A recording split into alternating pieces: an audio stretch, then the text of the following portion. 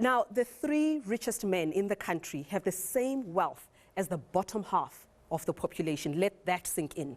Most rural families can't even produce enough food to survive. So, in the run-up to elections, when politicians talk about getting radical, is it surprising that we are suspicious about their real intentions? What would real transformation in the interests of the poor look like? Well, to discuss this, I'm joined by Lindiwe Zulu, Minister of Small Business Development, Tshepo Motsepe of Equal Education, Constance Mogale of the Alliance for Rural Democracy, Theo de Jager of the World Farmers Organization and South African Confederation of Agricultural Unions, and Ben Cousins, a land reform specialist. In our audience, we have business analysts Leon Lowe and Sid Venelo, activists Sizani Ngubani, Vasco Mabunda, and Fatima Shabodin.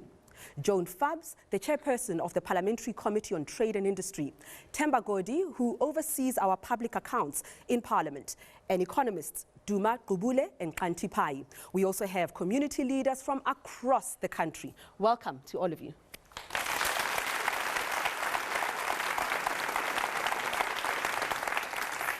And of course, you at home can have your say. Contact us on Facebook or Twitter, or give us a missed call and we will call you right back. We want to know what radical economic transformation means to you. Before we start our debate, take a look at this. Radical economic, social, or whatever. Radical economic transformation. More radical transformation measures that are needed. Radical economic transformation. I started this radical transformation. You know, I started that thing. And I have seen that people have joined me. Yeah. Smell the coffee. Perhaps what the Deputy President is saying is the coffee is not strong enough to be smelled. Every few years before elections, we are promised a better life for all or radical economic transformation now or never. With all the promises, you'd think we'd be living in a much different country. When David and Letta Baloy heard in 2007 that their land claim was successful, they thought radical economic transformation had come to their corner of Limpopo.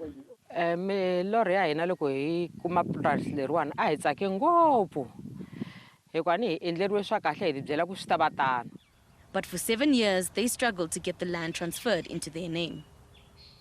We spent about 100 and something thousand to challenge the government to get the title deed for this land.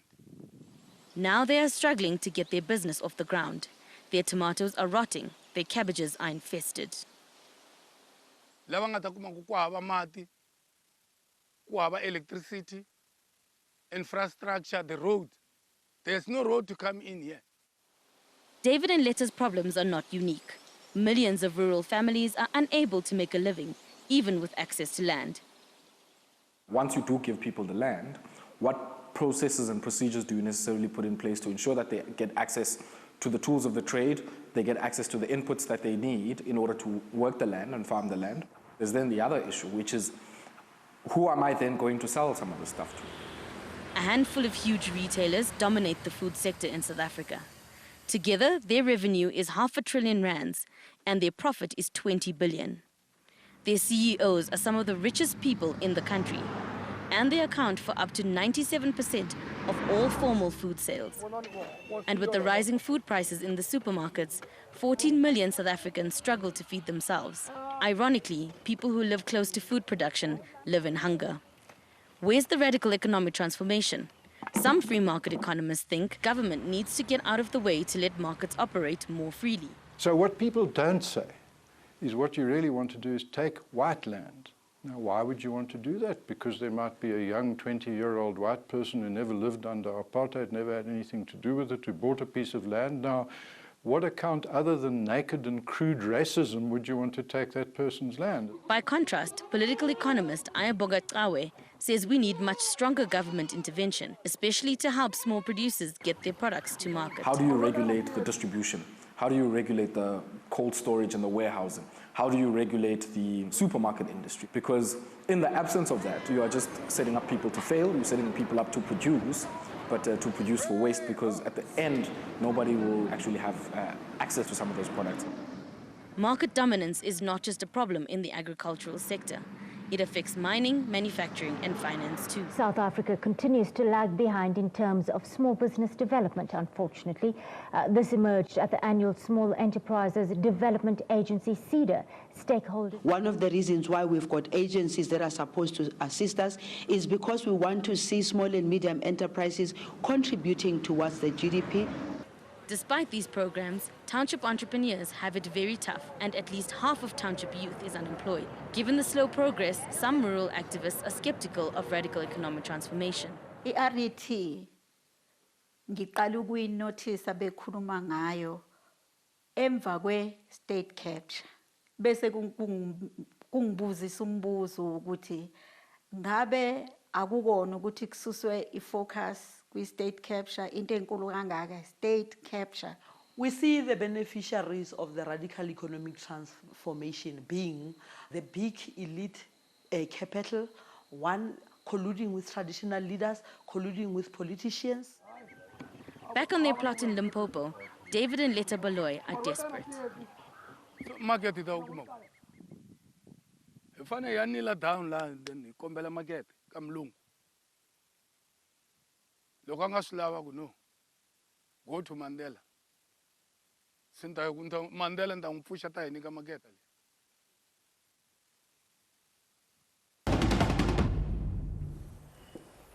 Minister Zulu, let's start with you. There is no doubt that we need to lift people out of poverty and unemployment, and we need urgent solutions. But is radical economic transformation, as espoused by your president and some in your party, a cover-up for something sinister? No. The big debate which we're talking about here, my view, is a good thing to be happening because we have to start the big debate on the economy of South Africa. How can we transform the economy of South Africa in such a way that the beneficiaries of that economy becomes the people that we're watching there on TV. So the debate is just started in as far as I'm concerned. Why is it starting now? You've had so many years since 1994, and we must take the point that was made in that insert that we're starting to hear more amplified voices and an emphasis on radical economic transformation in the context of state capture. Are you not hiding something? Rightfully so. I don't think we're hiding anything because when we talk about radical economic transformation, we're talking about the ownership of the means of production in South Africa. You yourself and you were just reading about who owns the economy of South Africa. And the reason why we're talking about radical economic transformation, which by the way didn't start yesterday, for those who care, those who remember, the whole issue of black empowerment was brought through by this government. So radical economic transformation is about, you've done what you did in 23 years, you realize that what you've done in 23 years is not enough because it hasn't put you where you want to be, and therefore your approach now needs to be radical, and therefore the big debate must happen on the economy of South Africa. You need substance on that radicalism because otherwise it's just populism, it's just rhetoric, it's just words. And also it's important to refer to the outcome of your policy conference where as a party you reaffirmed your commitment to the National Development Plan, and then a couple of days later your president was speaking RET. Where do you stand? Are you confused? There's no difference between the National Development Plan and radical economic transformation. It is one thing. National plan for the next 30 years of what you're going to do to empower the communities who were shown there, not by just giving them land and not giving them the tools of trade and not building the infrastructure around them and not building the roads around them, so that what you saw there with tomatoes drying up because there isn't enough water, that the Minister of Water Affairs and all others have to work together. You sound like an activist rather than the government minister who should have done something about what we've just seen, but we'll give you a chance to respond to that in just a moment. Constance, we need a little bit of radical economic transformation. Are you encouraged by what you've just heard from the minister? I think we need to move beyond debates to implementation. 25 years after, people are losing patience because what we see from our point of view, I need to be convinced because what I see is that yes, radical transformation has been happening, but what is it happening for? Who are the beneficiaries of radical transformation? We don't see radical transformation benefiting the poor. We see looting from the poor. I've got few case studies of people, communities who are in debt. Once you become a landowner, immediately you are in debt because the the amendment of all the Water Management Act, the Mining and Petroleum Development Act, all these amendment bills are not done to empower people for radical transformation, but they are done to make people's rights weaker. So we see people getting desperate, poorer, going to bed hungry. I want to bring you in here because you've been nodding. I imagine this is a scenario with which you are so familiar. Absolutely, Reddy. I think there are very few people in our country who disagree with the notion of radical economic transformation. We all know that this economy doesn't work for the majority of us. It works for those 3 white men. They've got an vested interest in keeping it as it is. The rest of us want to see something radically different. So the minister is right. This conversation didn't start yesterday. It comes from the Freedom Charter. Our Freedom Charter was very clear that the wealth of the country should belong to all of us who live in it. But the reality is dramatically at odds with that vision. And so for me, this conversation in this moment is about an extension of our liberation struggle. What was our vision and our dreams for ourselves? The majority of black women, in particular, are completely marginalized in this economy. And so for me, the starting point of that conceptualization, how do we give meaning to this concept, is to ask what would an economy look like that works for black women in South Africa, both rural and urban. And I know historically our focus has been rural women, but actually the majority of poor women today live in South African cities. And so we've got to talk about urban poverty as well. So Theo, let me bring you in here. Willing buyer, willing seller hasn't worked. Is it time to give women such as these, the community members who are here, some land so that they can feed themselves, so that they can penetrate that market? Does radical scare you? No, I agree that we need radical economic transformation simply because the biggest war of our generation is a war on poverty. And while people are hungry out there, no one in this country will sleep safe. So we need to kill the dragon of poverty. But there's only one way to do it, and that's through the creation of wealth. We speak as if wealth is a pool that is constant. It's being created every day or it gets into demise. What scares me is the idea that one should take away from one who has worked for something to give to somebody who might not be in a position to maintain it. Why would they not be in that position? Because they're not getting the support, because of our historical injustices of the past, and others have the land not because they work harder than other people, but because they lived in a system that enabled them, don't you think? In the case of the farmers, the black farmers who got land through the land reform process, we have saw from the clip that they do not get ownership of the land. I want to see the best white farmers today to make a living without having the ownership of the land, without having access to financing, without having control over when they have their inputs and how they have it delivered, and then without having the access to the markets as they are struggling for it.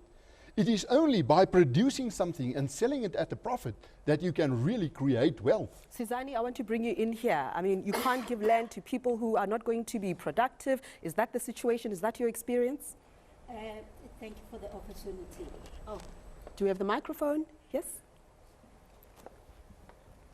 Go ahead, very quickly. Thank you, Sisi.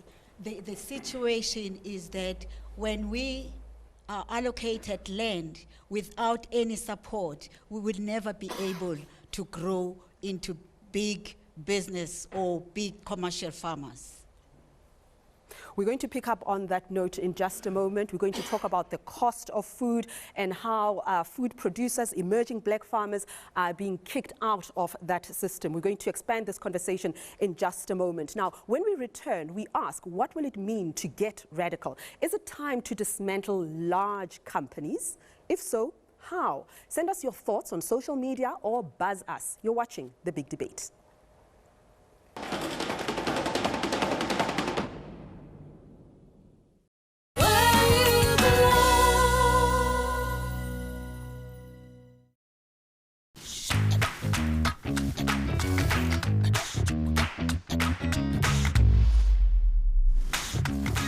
Make time for lunch. Make time for the Mo Summer Burger Combo for only R74.90 at Wimpy. And where we're from, man's white flower, it's an every living thing. On Telkom Freeme 5 Gig, you can stream unlimited music and video without using your data. Get Freeme.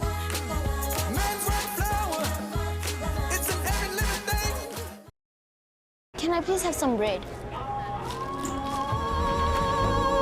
little human kindness, help me through my day. Oh, a little human kindness. Oh. Feel the love, feel the freshness. Albany.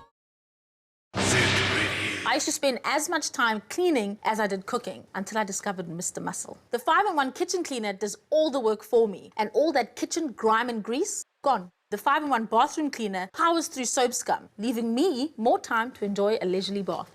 I trust my kitchen and my home to Mr. Muscle, and you should too.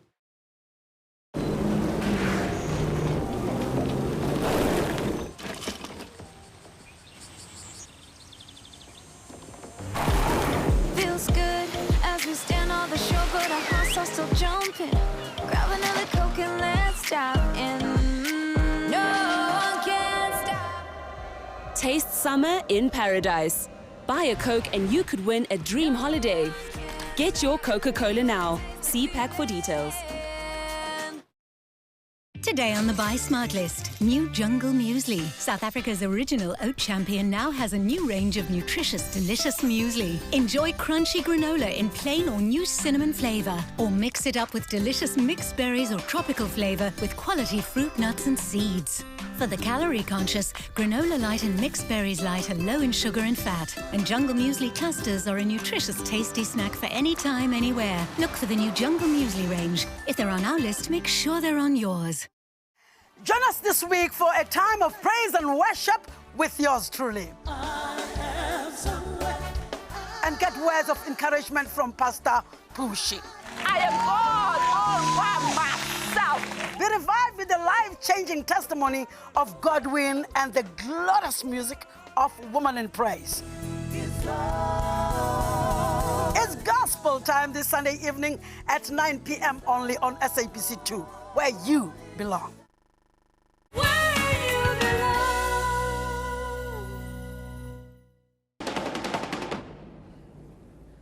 Welcome back to the big debate live on SABC 2 and SAFM. Now, some people have argued that radical economic transformation is just a diversion for those in power who want to steal money. But what would real radical change actually look like? Would we have to take power away from big business to empower others?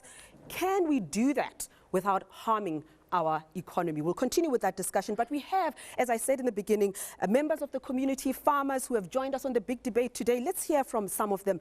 Baby, just talk to us. You've got concerns about chiefs and how they're benefiting from RET. Exactly.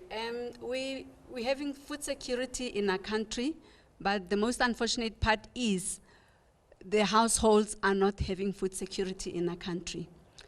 And the chieftaincy, which behaves like the gods of our lands, are actually depriving us our ancestral lands, that the government is giving them 60% and we have to have 40%. I don't know what is it with them that they should, an individual own 60% of the land and the whole community whose great-grandfathers bought the land for so much must only get 40%. And at the end of the day, we're having mines that are being done in our lands, and none of us are benefiting anything from those mines. None of us are benefiting anything from agriculture, and no one says anything about it. We're going to get the Minister to respond to that, but Tabian, you also have an experience or a question that you want to ask very quickly. Thank you. Firstly, this government, our current government, firstly, thank you. It has to take a decision in terms of RET between the interests of the so-called royal houses and the community that has voted them into power. Secondly, the communities are making empty investments already, like the one Bakata has done to NEF. Bakata has poured 50 million to NEF, which I believe the minister, as she's here, would make it fair to Bakata to explain the beneficial part of that investment. And thirdly, I have a concern directly to Ndade Godi, because it's very been... quickly, yeah? Yeah. I've got a concern why you're not referring the matter on state capture to SIU and the Hawks for proper investigation. Thank you. Minister, let's start with you, because The question was directed at you, government's proximity to the chiefs at the expense of the community. How do you defend your government? I think this government from 1995 have passed regulations and laws that guide that very relationship. Are they being implemented? Yes, they are being implemented. Then people are not saying so? Well, you have to give me a chance to reply. When you ask a question, I have to reply. I can say that it is not adequately being addressed. It's not being adequately addressed because it's not only just a government issue. It is an issue between the chiefs and the chieftaincies in the areas where they live and their communities where they live. I know as a matter of fact that government on its part, in terms of even speaking to the chiefs, we have the House of Traditional Leaders, by the way. And that House of Traditional Leaders, its role is not to entrench the chieftaincy for itself.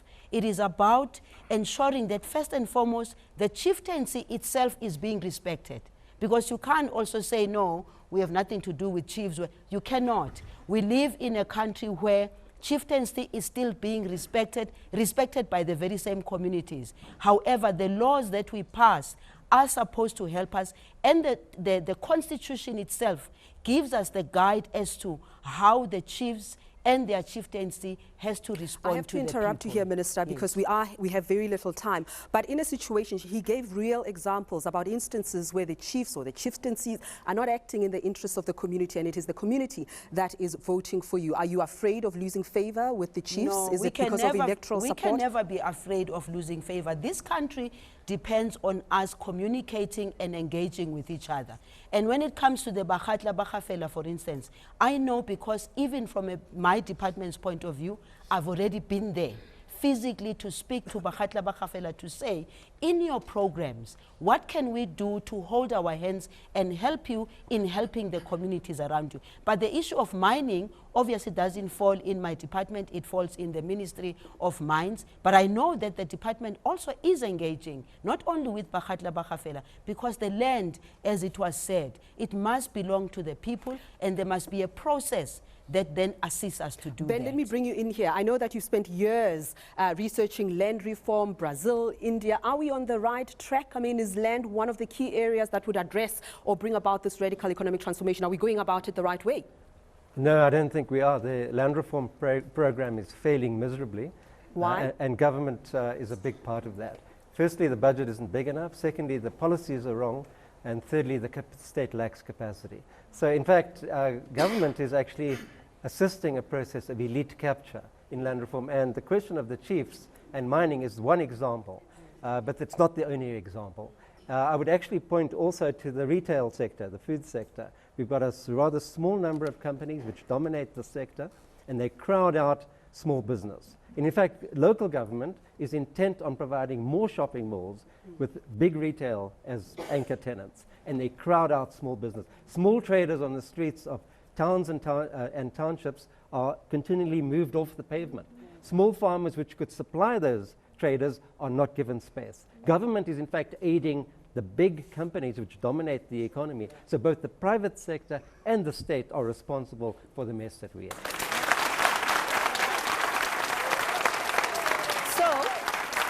My next question, Sid, I want to get your insights. Is it indeed time to break those established companies, supermarkets, the cost of food? We spoke about how 97% of food sales are going to the big four, as it were. That's untenable. The farmers provide the supermarkets a bag of potato, R2.90, and the supermarket are charging R9.50. That is diabolical. Well, it's diabolical when you take those two numbers and you compare the one with the other, and you think that the supermarket has made a profit of R7 a bunch, or whatever the figure may be. But it doesn't work exactly like that. The process of taking foodstuff from the producer, from the farm, ultimately to the shelf in the supermarket is a long process. The goods have got to be collected on the farms. They've got to be delivered by truck to a central distribution center where produce, similar produce from, let's call it 1,000 farmers, are brought into a distribution center. The stuff has now got to be cross-docked. In other words, we've now got to work out, Shoprite Group have got 1,100 and something supermarkets. This supermarket needs 50, that needs 100, that needs 500, that needs 200. It's got to be cross-docked. I accept that. Sid, I have Hold to on, interrupt but you. all No, this- hold on. hold on. But when you look at the profits of the supermarkets, billions, and when you look at the salaries of the chief executives, billions, surely they've gone beyond just covering their costs. The profit margin of a supermarket in this country, if you pick and pay, and I'm not saying pick and pay is the most efficient because they're the least efficient, but their profit margin is 2%. 2% on sales. You know, a lot of people argued when they took Smart Shopper discount and cut it from 1% to 0.5%. In a way, they were forced into it because their profit margins are so low. But that's the extent of their profit margin. So the difference between the 2 rands and the 9 rands, that 7 rand is ultimately whittled down, in the case of Pick and Pay, to 18 cents. There are a lot of costs in the distribution process, but that doesn't mean that the supermarkets aren't making huge profits. They're making very huge profits. And of course, there's that whole matter that's with the Competition Commission about how the fresh produce producers, they are pushing up their prices, kicking out the small man, and that leads to more emerging producers not being let in. Kanti, I do want to hear your perspective on this and how we can actually broaden that particular pie. We're going to come to you after the next ad break. That's coming up in just a moment. The Johannesburg Stock Exchange recently hit record highs. So someone in South Africa is making a lot of money. There are people who are making a lot of money. So where have they stashed the cash? And can we get our hands on it for real radical economic transformation? We find out when we return.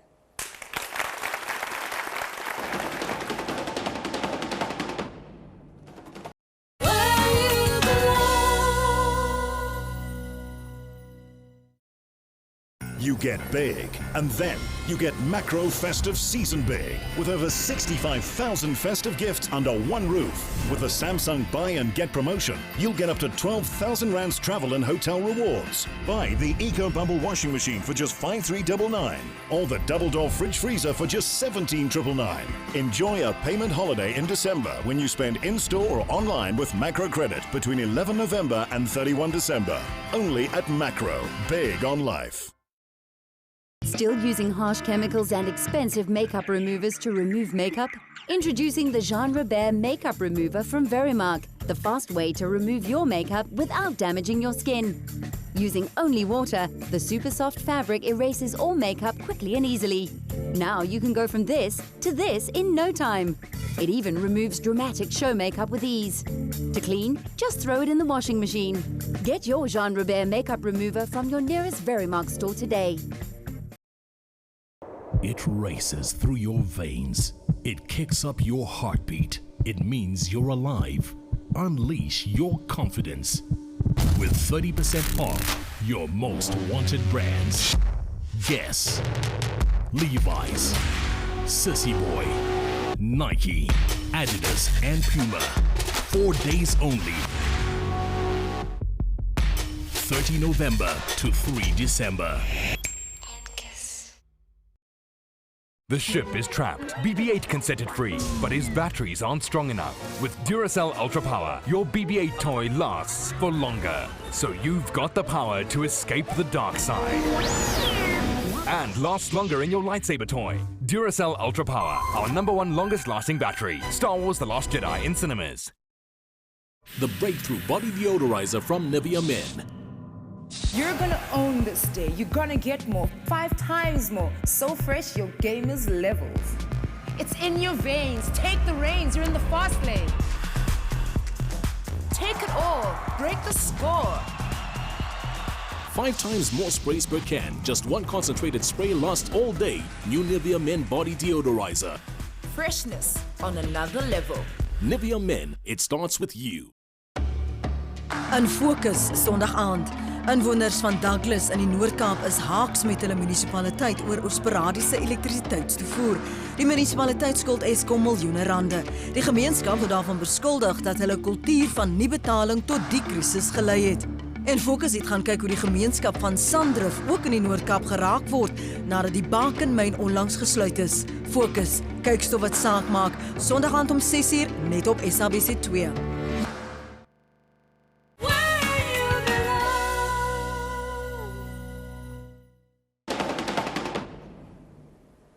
Welcome back to the big debate on radical economic transformation, coming to you live on SABC 2 and SAFM. Now, South Africa is a wealthy country. Officially, we are upper middle income compared to the rest of the world. So we have enough to invest in good schools, good hospitals, and good jobs. But that's far from the reality. So where's the cash? I have an economist in the audience. Kanti, where's the cash? Can we get our hands on it? Yeah, I think first is to be quite correct about what we mean by the economy. And I hear a lot of people talk about owning the economy or benefiting from the economy as if it's a thing out there, right? And I think that the government has facilitated that kind of debate where they say we want our people to own the economy as if they themselves cannot be the economy. So, and our economy really is about who is actually doing something, right? Who's contributing on a daily basis. And I think in a big way, we've got to say, is every South African actually doing something, participating? And then we can talk about the economy because the people are the economy. And I think the exclusion means the economy is actually out in Sandton rather than actually people doing something in Soweto. And how do we make sure that when we are discussing, for example, retail, that people are participating in exactly this value chain that has been described to us. People have access to trucks to be able to actually help those farmers to transport their food, water, exactly, and all those things. And then you'll be able to say that those big retailers would actually be competing with people who are around them being able to do this. What has happened is that actually the economy has set in the defined way that it is, and everybody else is trying to actually get into it rather than actually participate and be it themselves. Well, let's talk about some people who are trying to participate in the economy, informal traders, Nomsa and Rebecca. Let me start here with you. Tell me what you want to say. Hi, my name is Rebecca Chauke. I have a question here. My question says, why is the government advertising leadership while they already have their own people? They've already gave their families and friends. Hashtag nepotism must fall.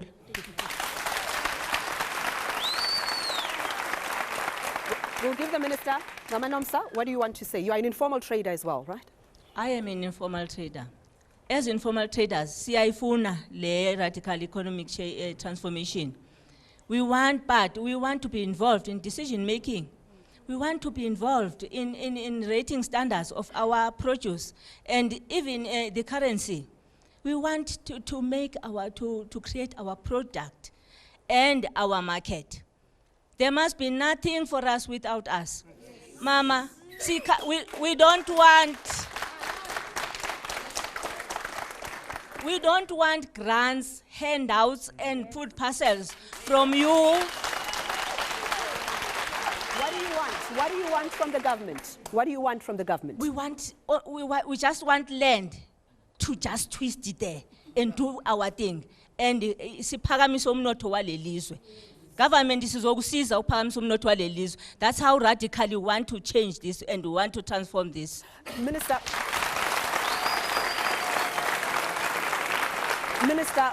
we spoke about the land with Theo and many other people. We saw in our clip that people have the land, their produce is rotting, they can't access the market, no infrastructure, no water. How do you respond to these informal traders who want and need your support?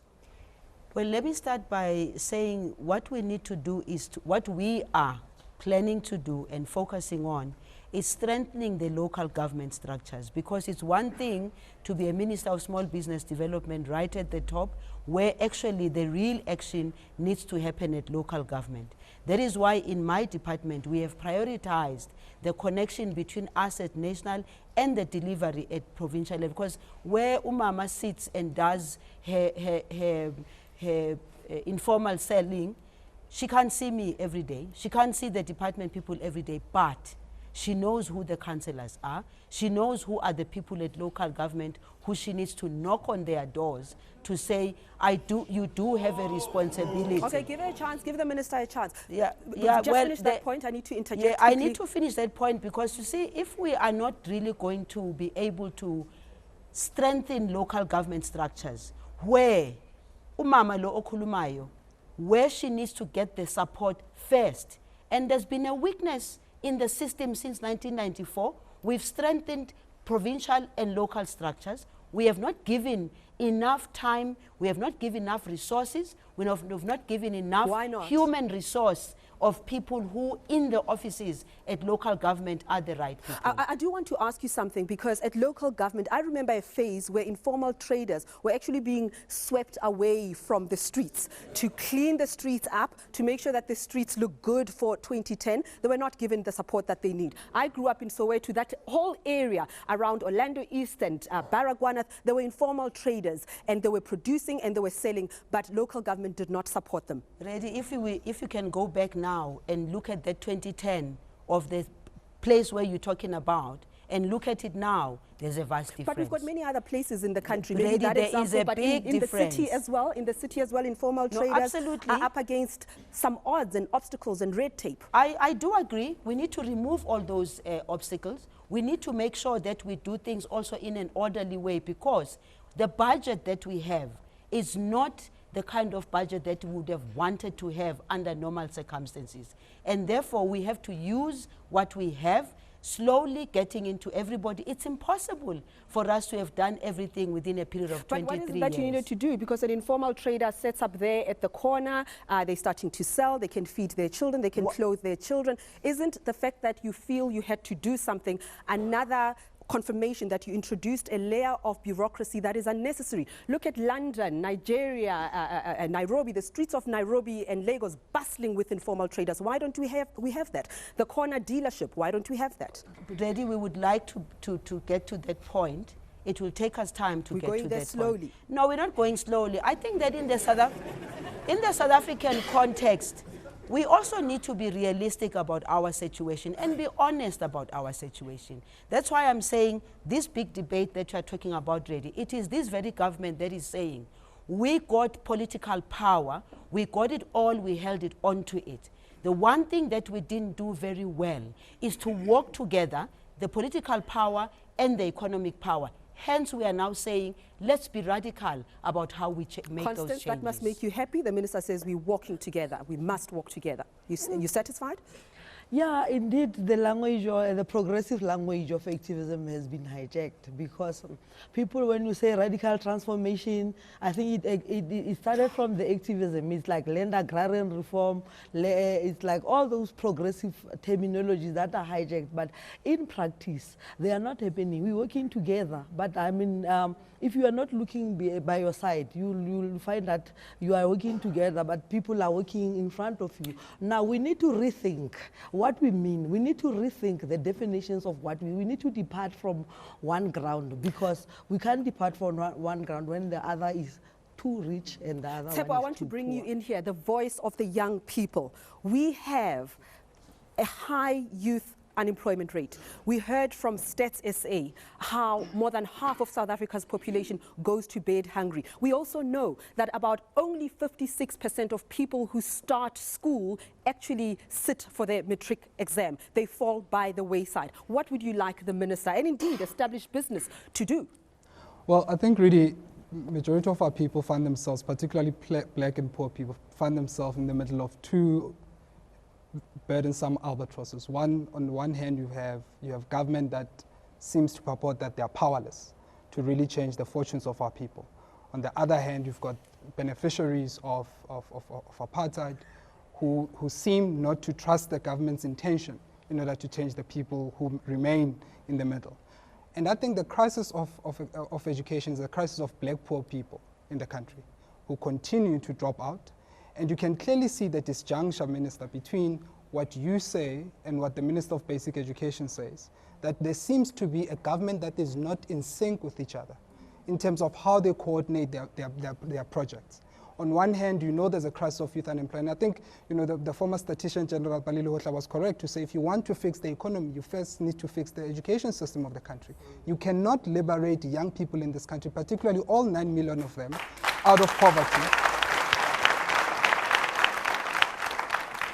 When we return, a challenge to the government, a proposal which might just help 1,000 young people set up businesses. And we put your ideas to the panel. Don't go away.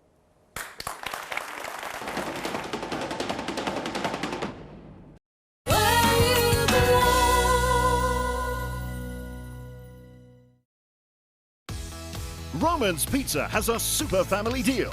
Any 2 large pizzas from our rumbling or grumbling ranges, a 2-litre Coke and 6 Ola ice creams for only $189.90. All day, every day. That's right, 2 large pizzas from our rumbling or grumbling ranges, a 2-litre Coke and 6 Ola ice creams for only $189.90. Happy holidays. Ends 31 December. Roman's Pizza. Best pizza, best value. To get that even tone glow, what skin treatments do I need? Spots, dark circles. You'll need even tone treatment to reduce all of these. New Even and Lovely does all this. New Even and Lovely. It reduces spots, dark patches and sun darkening to give you even tone glowing skin. New Even and Lovely. It races through your veins. It kicks up your heartbeat. It means you're alive. Unleash your confidence with 30% off your most wanted brands. Guess. Levi's, Sissy Boy, Nike, Adidas, and Puma. 4 days only. 30 November to 3 December. The better you prepare off the pitch, the better you are on the pitch. In high-pressure moments, Shield won't let you down. Next on Keeping Score. And all the kids at the academy are going to be so happy to hear that you're right. I thought that my sister, who's on the other side of the world while I deal with all of this, would actually empathize with me. It seems like Phoenix Alex has rise from the ash. It'll kill him.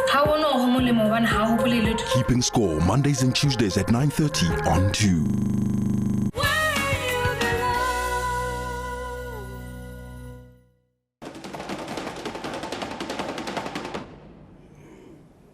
Welcome back to the big debate. We are live on SABC 2 and SAFM. Now, do we need radical economic transformation and how do we go about it? Let's hear more of your ideas. Before we do that, Thembakoti, there was a question directed at you, and a lot of people do feel that there are enough resources to help people who need help. You sit on the Public Accounts Committee. We have heart attacks every time we hear how much money is being wasted. What are you doing about it? Well, I'm sure my African brother there will be pleased to know that these days, whenever we have meetings as COPA, we have the hawks in the meeting. Even this coming Tuesday, General Matakata will be appearing before us to give us progress report on the cases from Transnet that have been opened, as well as the cases that relates to the corruption in the South African police services. So we have sought to ensure that we don't only discuss what the AG has reported on, but that where criminality is involved, we ourselves refer to the police so that action can be taken. And I'm sure people are aware that insofar as ESCOM is concerned, there is a process that is being undertaken. Insofar as transport and even mining, there is also a process in Parliament that is being taken. So I wouldn't say we are there yet, but at least for now, Parliament has risen up to the challenge. Joan Fabs, Competition Commission, you are in the committee that oversees DTI. Collusion is so ubiquitous. The Competition Commission is the one that looked at the fresh produce sector and actually found that black emerging producers are being kicked out, and the established ones sell at a very low rate, and when the emerging small producers run out of stock, the prices go up. That again is creating this inequality that is the bane of our existence. And then comes the Competition Commission with some minute fines that are just a fraction of the profits of these big companies. What are you going to do about this? Well, let me just make it clear that does not fall under trade and industry, but under economic development. Thank you for that Nevertheless, we're not a silo. We don't work in silos. And trade and industry works very closely with economic development. Thank you. So we're quite aware that the fines are too low. Very often we start off in government with a much lower base. And it becomes apparent to us that this is petty cash, as happened with the bread issue. So now what we are looking at is reviewing these sanctions to make them far more realistic. And the issue around collusion, there's been a lot of talk about capturing of the state, etc. The reality is there's a capturing of society, not simply the state, but the private sector as well as the state. So when it comes to the competition, you essentially have a capturing of the private sector in that regard, so that the small person has to bear the price and pay for the criminality of private sector. How do we stop? Ben, how do we stop the greed in the private sector? I'm exasperated that food is so expensive and that proximity to land and agriculture still leads to people being poor, because now food is about cost, it is about money. This is unacceptable. Well, I think there's several huge problems in our society. One is the 40% in real terms unemployment rate. The second is the lack of investment by the private sector in the economy. In fact, big companies across the South African sectors are looking to invest elsewhere in Africa. One reason is because of low domestic demand. One reason why there's so low domestic demand is because 40% of people are unemployed and survive on social grants. So what's the root of this problem? In essence, it's the highly concentrated nature of our economy. That's very apparent in the food sector. Big food dominates the entire value chain, and in fact, in large-scale commercial agriculture, only about 5 to 10% of large-scale farmers produce 90% of produce. This means that, as with land reform, we need a radical redistribution. We need to change that across the entire economy, but we also need the state to come to the party to enable investment in job creation. So, Minister, you're not doing enough when it comes to this radical economic transformation. You're certainly talking about it, but you're not walking the talk. You're not doing enough to take on these big monopolies, these big companies that Ben has just told us about. Well, you've just been talking about the Competition Commission and what the Competition Commission has done. Who developed even the thought and making sure that we have something called Competition Commission? The Competition Commission is there particularly to help us. We've already made our own presentation, for instance, as a department, to say we see your small and medium enterprises who are struggling in the value chain and not being able because the big companies have closed. We've also said even the money that they're supposed to be paying, they turn around and even tell us how that money is supposed to be spent. What we have is a system that needs us to have this big debate about the economy. I really have a problem when we talk about the economy of the country and we look at we need a CODESA of some sort that will talk about the real economy, because when we started in South Africa to come into freeing South Africa, we had a CODESA. When I say a CODESA, I don't mean exactly the way it was in CODESA. What I'm saying, the country needs us to have a bigger debate about how do we change what we adopted in the very beginning, that is turning out that in 23 years, it's not working the way we want it to work. You shook your head quite vigorously there. You're saying no to the CODESA, because we want to take the minister up on that. Where's the microphone closest to Kanti Pai? You were shaking your head. Why? I think we don't need another big debate on the CODESA of the economy when everybody's telling us what the problem is. We need to lean closer to the solutions about everything that everybody has said. Because the government keeps saying, well, let's go for another process. Another process is not necessary because the people are telling us what they need. They're saying they want to be the economy. The government says, well, there's the economy. They are saying, bring it to us. Allow us what was in the Freedom Charter that said every single South African should have their capacity developed. So what is being asked for is what people are saying, we need water, because that is going to help me develop my capacity. A discussion outside there about some CODESA is not helpful at all.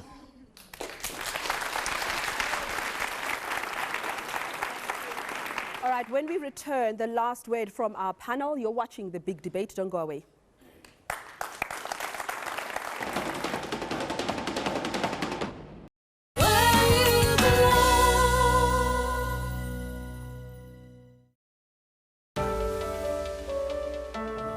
Dark marks appear so much faster in today's harsh sun and pollution. Just 10 minutes outside can trigger 10 of the toughest dark mark problems. New Pond's Perfect Color Complex. The improved formula with vitamin B3 Plus helps fade dark marks to bring back your natural color. Find 10 of the toughest dark mark problems. New Pond's Perfect Color Complex.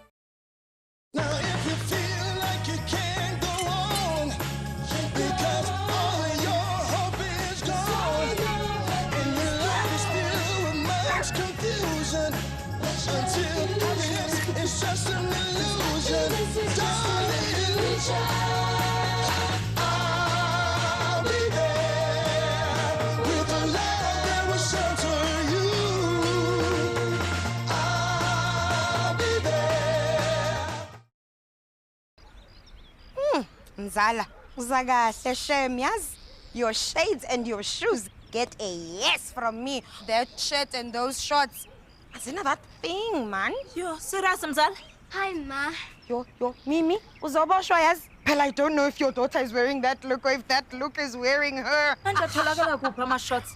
Another thing. Ooh, a jet, Mzala. Get tees from $29.99 and shorts from $39.99 that have that thing only at Jet.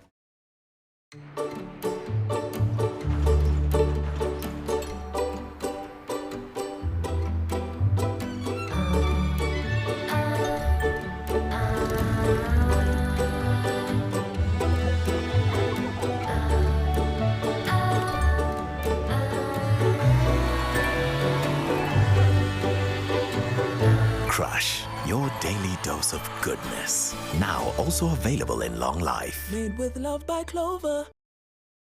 Underarms. You protect them from sweat and odor. They need something that takes care of them. New Dove Antiperspirant. It goes beyond 48-hour protection, giving you soft, smooth underarms. The best care for underarm skin from Dove. Next on 50/50. Forced to conform into the world that is not their own. Each individual has a story to tell, with a past, a present, and hopefully a future. 50/50, Sunday night at 7 p.m. on SABC2.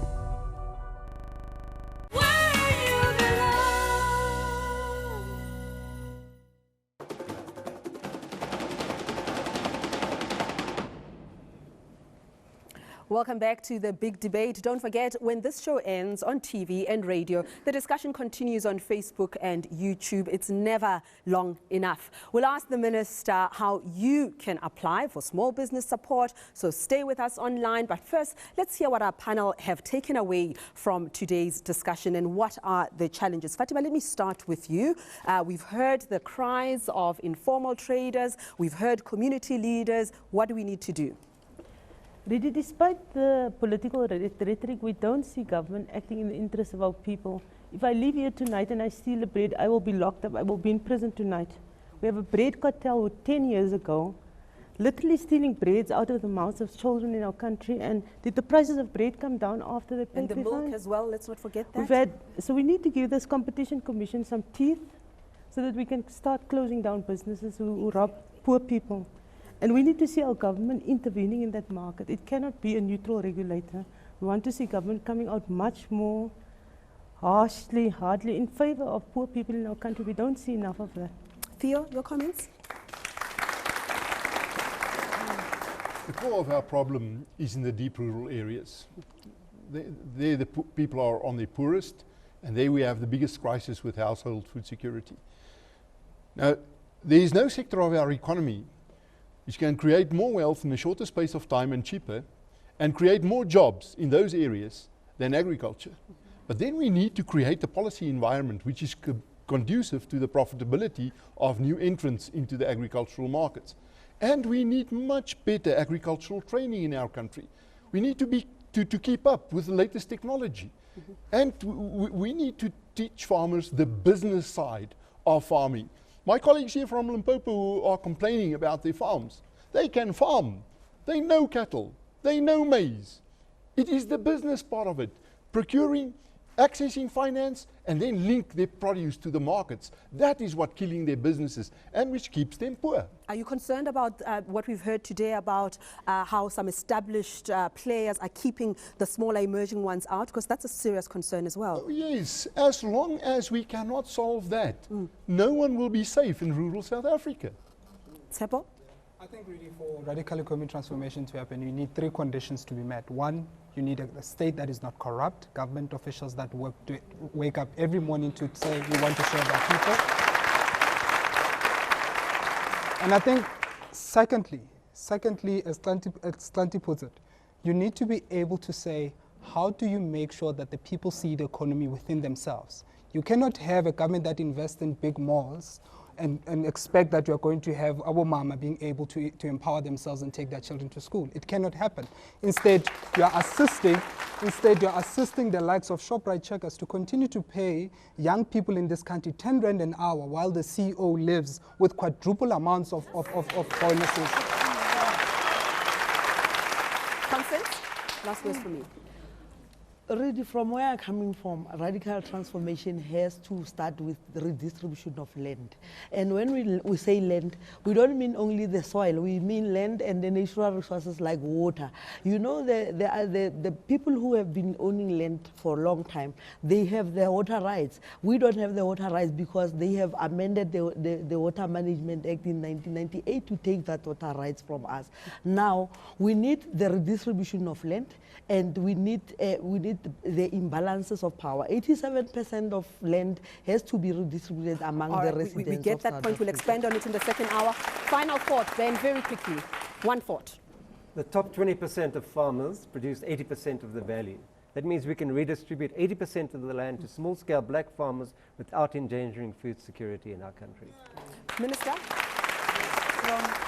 I believe that as government we need to learn the lessons of the past 23 years, sharpen our plans for the next 30 years, and we do have a plan in the plan of the National Development Plan, and we have seen that the National Development Plan is working, but it's not working at its fullest, and I agree that we have to have people who are behind the desk who know that what they are there for is for assisting the people, not for themselves.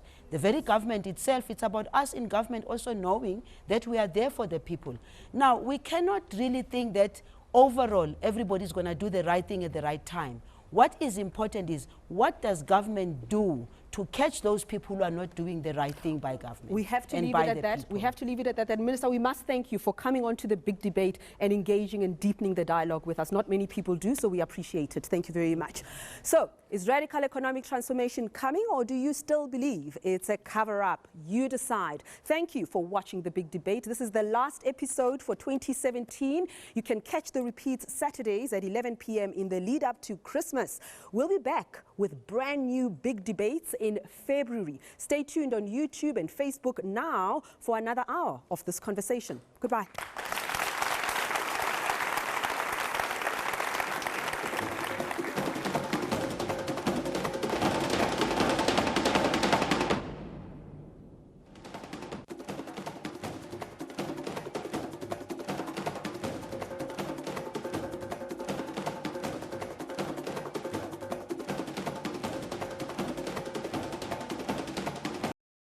Abused elephants get a bright new future Sunday on 50/50. Mokoena enters the political arena on Kiba Boleletse, and an autopsy after accidental death reveals a sinister motive for murder.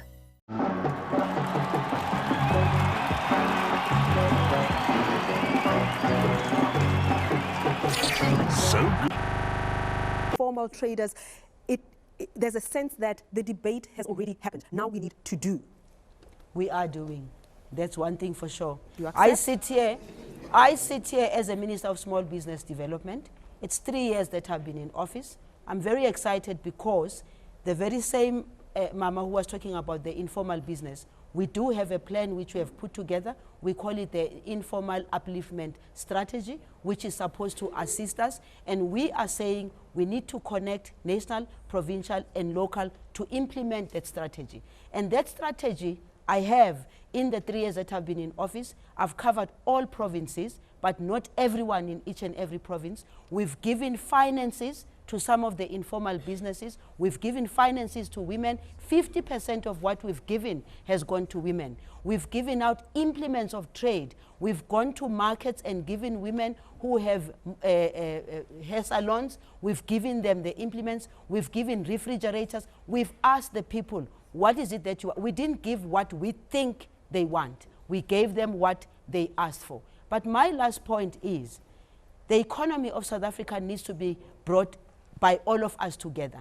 It cannot be a situation of bashing left, right, and center. We all need to take responsibility, because my view is this, and my experience in small business, I'm saying where I go, let people in the area where they are understand the economy where they are, so that they can be able to take advantage of there. Now, when you have people who sell the wrong thing at the wrong place, it's not going to work. It's our responsibility as government, through education, to make sure that our people are empowered to run their businesses. And this department is here particularly for that. Do you have an idea of how many SMMEs are there and how many you've supported over the years, and which sectors in particular? We've well, I wouldn't put the figure exact, because there's still an argument about that sector, because we still need to. Okay. There's still an argument about it. And again, figures must not be counted by me. Figures must be counted by Stats SA, and Stats SA is doing that very well for us. Let's just hear from farmers in Limpopo. You are from Limpopo, Sam, and you are experiencing these hardships that we've just described. Do you want to talk to us? Put the microphone on. Mina ni Samuel Mkabela. We are ni farmer at Pompo. Se na problem ku mangupi makaya ku as soon as farm. Se ay kombela kuno loko so swan mina ni le kuringeteni matimba swinene. Loko ndzi kota ku employer vanhu va 18 ni ka ndiri indifferent so ni tlhani va na plus minus 30 casuals ku ri ni le ku ringeteni mara swa ntsanda se a hi kombela ku loko a swi koteka va hi veka va hi pfuna nyana so na ti-charges to fana na mati gezi na ti-tools to fana na mechanism ya ku tirha laha se swa hi tsanda ku loko bocha nyana voko a hi ta hi ku na hina swi lava ku va zz You're employing 18 people, 30 casuals, you're battling with water and gas. I wonder if I've done a decent translation, but Vasco, you can add some more. No, that's a very decent translation. I think all it's asking for is for a government to actually, or rather, government to actually assist him, because if they don't, then obviously in time it's not sustainable as it is right now. Mm-hmm. He's a farmer. Okay, Flora, I also want you to share your experiences as well. You can share that mic. You're also a farmer, right? Mina Flora Baloyi wako Mabungeni settlement farm hello Tlema, but na chicken farm ya 40,000 mara sweswi a yi existeni because government a yi le ku ngheneleleni helo yi parile sweswi ni vulavula ho tirha hi tihoko letitsongo hi ku ho kayakaya ku na leswi hi nga themba swona se a hi la ku pfuniwa. Vasco, if you can translate for us, please. Okay, Vasco is still double checking something. All right. Okay. Yeah, no, what he's saying, it's they have, through government land reform program, they've been able to secure a large tract of land. But that has come to zero because they're not able to use the land productively due to lack of support from government. So as it stands, the only thing that they are doing is they are doing piggery on very small scale basis, so they are not able to feed their families. That's what you spoke about earlier. I mean, the willingness is there. People love their land. They love to farm. They love to work the soil. But these problems you've seen. And to do more of that kind of transfer of land is not going to bring us anywhere. We must get that land productive and we must get her profitable. And for that, we need capital available. Long-term loans at softer than what is available in the market. This worked for the whole of Latin America. It worked for the whole of Asia. It works in Ethiopia and in Swaziland and in Zambia. There's no reason why we cannot have it here too. In the old days, we had the Agricultural Credit Board, a special purpose vehicle to assist new entrants into the industry, such as Flora. Leon, I want to go to Leon. Leon, no, we haven't heard from you, especially thoughts around free market. We've heard so many criticisms and challenges directed at the minister, but equally at big business, particularly for closing the market to black emerging producers and farmers. As the Free Market Foundation, where do you stand on this? Surely we need some sort of regulation to make sure that more vulnerable people are protected. Well, actually what we have to do is get rid of the regulations, and I just want to mention the street traders we heard about. They were cleaned off the streets of Johannesburg by the cleansing department, an operation called Operation Clean Sweep. 6,000 informal people, unwed mothers with children they couldn't feed, driven off the streets by the privatized police force, the Red Ants. It was completely despicable and disgusting. At whose instruction? At the City Council's instruction. We were instrumental to bringing the case to the Constitutional Court that ordered the council to let them back on the streets. This is happening all over the country. Our next in the Free Market Foundation constitutional case is going to be in the informal settlement. The minister said we need to do things in an orderly way. No, you need to, in an orderly way, stop harming people instantly. There's no excuse. But just let me mention something else. One of the biggest and poorest and most awful informal settlements in South Africa, Marathon in Germiston, with about 70,000 people. I would like to take people there and show them. Now, what is happening there is the people living there, with whom we work, they just want to be left alone. They say, let us improve our own houses. We're not allowed to. We are forced to live in tin shacks. We want to do our own paving. We have plumbers, we have small businesses that can do everything, and the laws, the town planning laws and the licensing laws and the building laws and the safety and health laws are what are oppressing them, and they know that very well. So what you have to do is stop holding people down, and that is not being done by big business, that is being done by the government daily throughout South Africa. So Ben, what do you say? The government must just stay out of it and let people do it themselves? What's the big success story in poverty reduction in the world today? It's the Chinese economy. What's different about the Chinese economy? The massive role played by the state. State-owned companies, state finance, state direction. Actually, we need to think about going in the socialist direction, in my view. With respect to agriculture, I'm absolutely in agreement. We need to support informal traders and small-scale farmers who already supply large amounts of fresh produce and livestock to people. They need support and they need help. But we also need to agree that the large-scale commercial farming sector is not creating employment. In fact, it's losing jobs, and it has been doing so for a long time. Actually, small-scale agriculture, which is labor-intensive and creates jobs, will be much more efficient and appropriate for our country than large-scale agriculture. So I think that could be a model for how we think about the economy as a whole. The large companies are actually often monopolies or near monopolies, which are earning monopoly rents. Take the cell phone companies, which are milking us all dry. Why have we only got 3 or 4 cell phone companies? Why didn't we open this up to competition? We need a much clearer role for the state to intervene on the side of small people rather than the elite. So Minister, I mean, we don't doubt your good intentions, but to be fair, in the last over 2 decades, the ANC has been very close to these big businesses that Ben Cousins has just spoken about. I'm really not, I don't think the ANC has been close to big business. I wouldn't say so. I think what has happened is that in the regulations and the laws that we have passed, we have not ensured that there is implementation thereof. This is the biggest problem in South Africa. We've got good policies, good laws, good everything. The challenge is not in land reform. You saying, Ben? The challenge is in the implementation, because Because if you talk about land that has already been given back to people, and the complaint is, you've given us the land, but you have not given us enough tools, you have not given us enough infrastructure for that. That's what we need to focus on. We have not been able... So that shows weakness in the policy then, in the strategy, because you stopped at giving land and you didn't think about the future. You didn't think about what it requires. That's a poor policy. And I'm not saying that, no, it's not a poor policy. It's an inadequate policy. There's a difference. Semantics. No, it's not semantics. And quite frankly, I believe that if we want to get to the next level of where we want to go to, communities have the right to be harsh, to be strong, to demand. Government has got the responsibility to listen to those communities and change what hasn't worked since we started in 1994.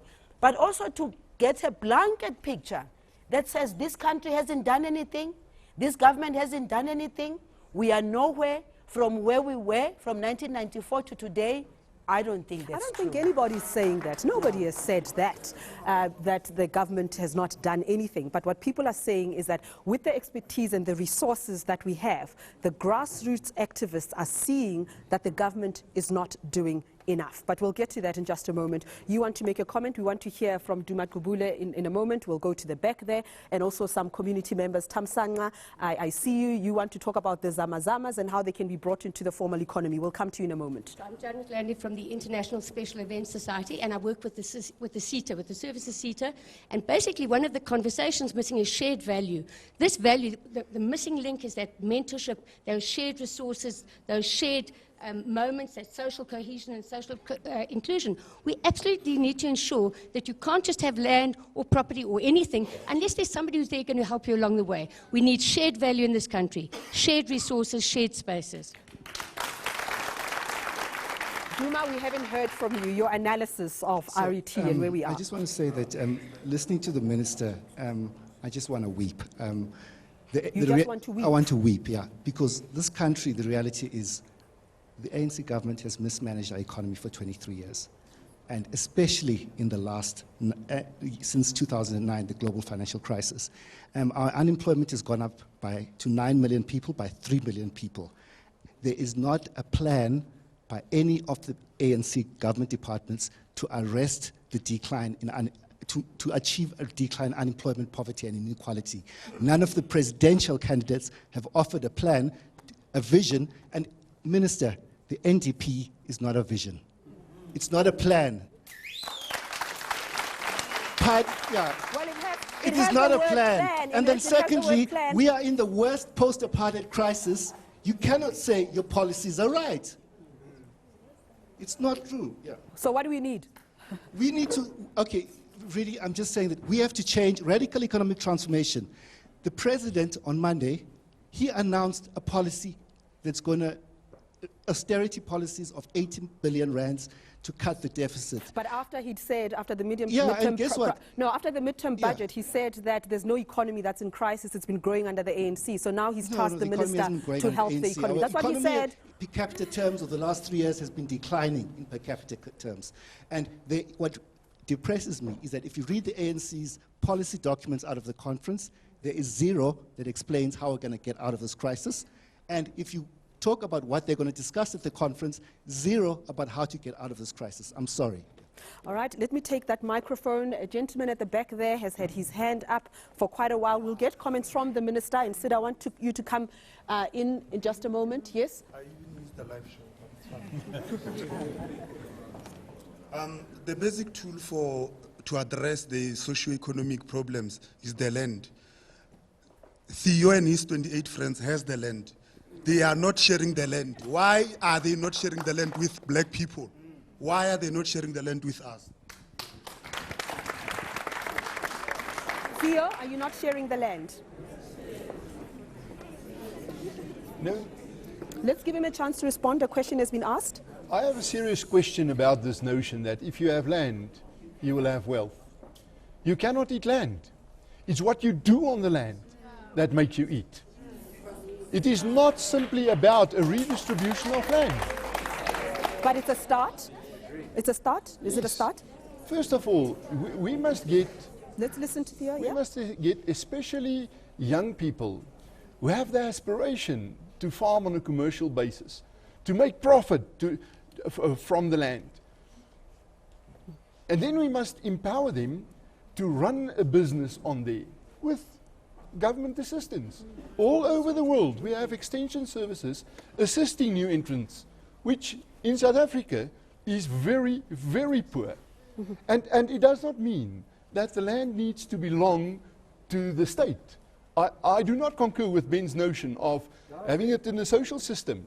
We must create young black entrepreneurs. If we do not have, in 10 years from now, a class of profitable black farmers, food security is done in this country. Sid?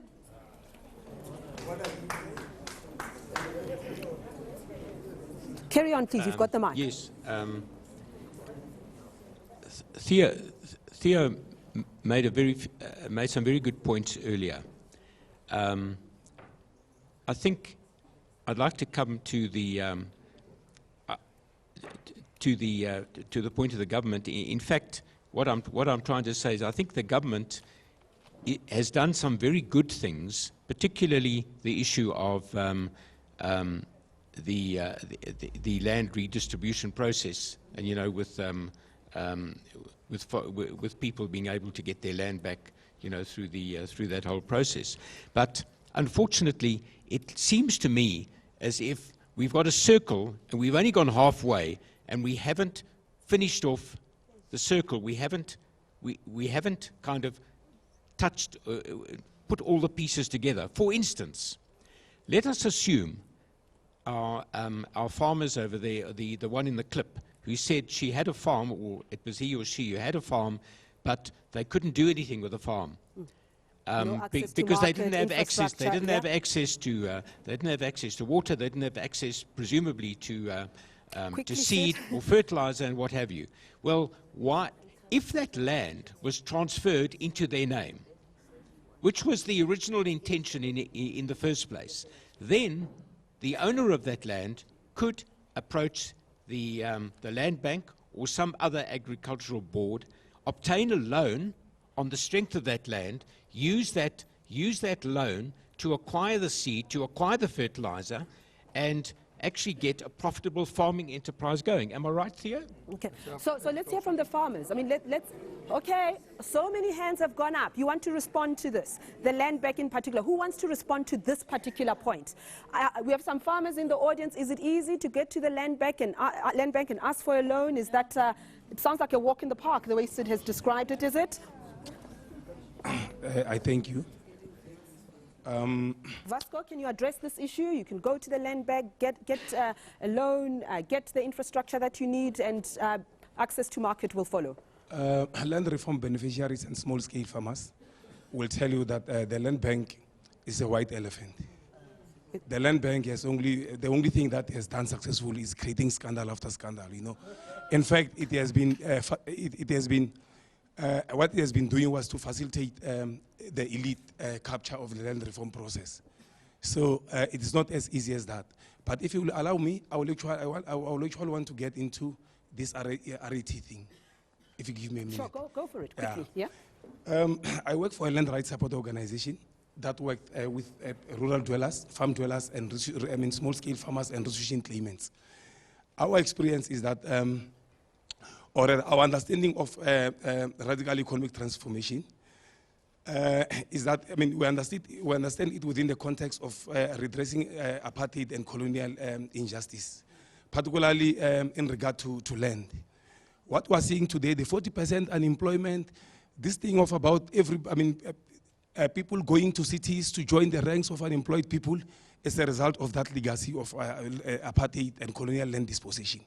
If you are ever going to reverse that, first, you will actually have to reverse the racially skewed pattern of ownership.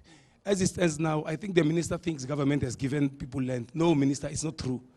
In fact, of the 30% target, that was supposed to have been met by 2008, only about 5% has been redistributed. After when they failed to meet it in 2014, it was now set for 30% in 2014. It hasn't happened. If you read the report, the Mtlante panel, the high-level panel report, it will tell you that just over 5% of the land has been redistributed. And then in regard to restitution, almost close to nothing has happened. In fact, there's been a lot of fraud in there, because now when you pay people a compensation which is not even valued, which doesn't even have a relationship to the value of their land, you actually construe it as hectares. So as it stands, the majority of people who have actually lodged a land claim decision have been given financial compensation, money which I can drink over the weekend actually. You know, just enough. Yeah. So lastly, Okay, Vasco, we've got to give other people a chance. Lastly, last point. Okay. Last Yeah, last point. If you're ever going to address the question of unemployment, you are going to have to build a rural economy. You are going to have to stop people, after the matriculants pass matric, they don't have to go to Joburg. You are going to build another countryside like white people did with Makuba's group and other countries. Thank you. Thank you very much. I just want to ask the minister on the question of land, because the EFF was willing to give them the 6% so that they can have the required majority to amend the constitution. Why did they refuse to accept the 6%? You got the question, Minister. We're going back to Parliament. Well, maybe answer that one first, because it is the easiest of the lot. And on Vasco's issues, I do want to add something else, but maybe have the mic. Go ahead. Well, with regard to the 6% which the EFF was willing to help, it's easier said than it is done, because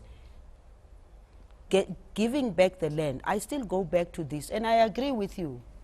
I agree with you. I didn't say the government has given all the land that it's supposed to give. I've said where government has given back the land, the weakness has been the maintenance of that, the implements for that land, and the people working having enough education to even understand that they're producing there and understanding the entire value chain. How do you get it? Because it's painful to see those tomatoes that are rotting there. But you know, it's easy for me to sit here and say the reason the tomatoes are rotting are this and that. I'm being narrow in my approach. It's important for me to go there and ask, why are the tomatoes like that? What is short in order for us to be able to fix it?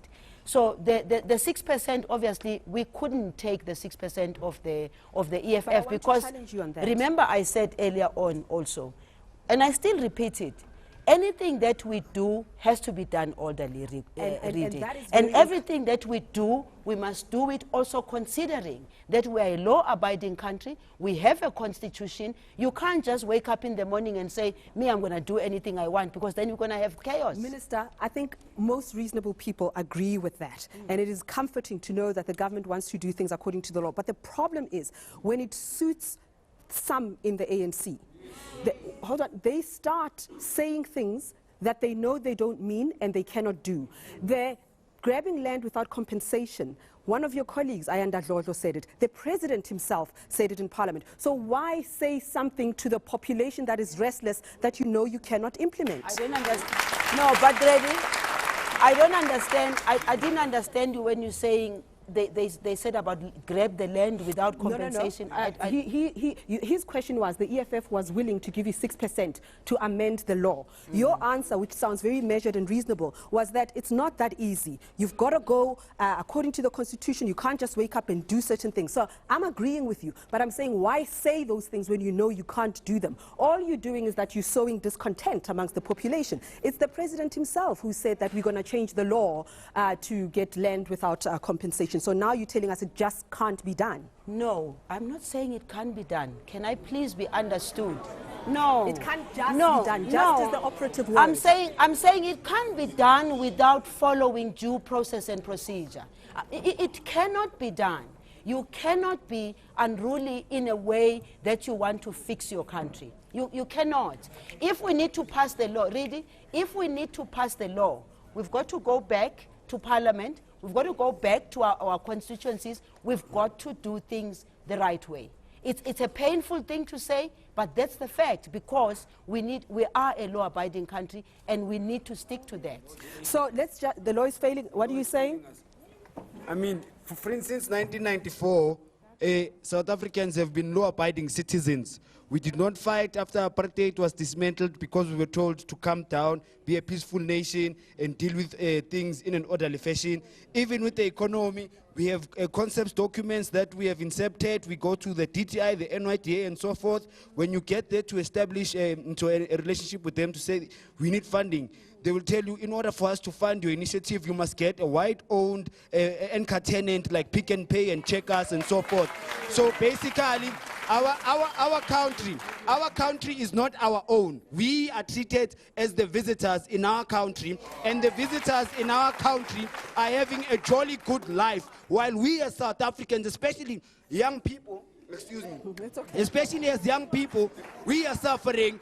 We're trying to establish businesses, but our businesses are being failed by the government and other private sectors. We're trying to make a living on the streets, but we're also being heckled by the police. So, Mina Minister, my request, actually my challenge to the Department of Small Business Enterprise is that take me today.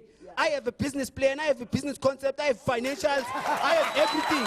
Take me today and show us what radical economic transformation is, because I have been struggling for 10 years to get funding and I've been told I'm talking hot air. Okay. Minister, let me give you a chance to just breathe. We'll come to you in a moment. Let's get a few more questions. We have to. Okay, one more question. The minister has to go. The minister has to go. What? Okay, hold on. We're running out of time. Ask your question, please. Quickly, one question to the minister and to Mr. Theo. Okay, Minister, so far everyone has spoken about other things that affect the economy and the radical economic transformation. But I think that another big elephant in the room is external forces like your rating agencies. The minute the government speaks of anything that is progressive, we are threatened that we're going to be junk statused. How is the government going to implement these progressive policies, but also try to avoid the external forces that are forever putting pressure on South Africa? One question each. We don't have time. Sorry. Okay, I'll so quickly to Mr. Theo. You are right that the government giving land back to black farmers without supporting is not going to work. But we just also established that willing buying seller deal is not working. That means white owners are also not willing to sell. He's right to say there is an element of resistance coming from your side. Okay, maybe let's give Theo a chance to respond to that, and then Minister, I'll come to you because most of the questions were directed at you, and we didn't answer Vasco's question as well. Theo? I do not agree that the willing seller principle did not succeed. It was a competent buyer that was missing. Where government paid too much for land, it is not because the seller controlled the transaction. The buyer controlled the transaction. There is no alternative for willing buyer, willing seller, because if we erode the market, if the market collapses, it will not only collapse on land. We have seen that in Zimbabwe.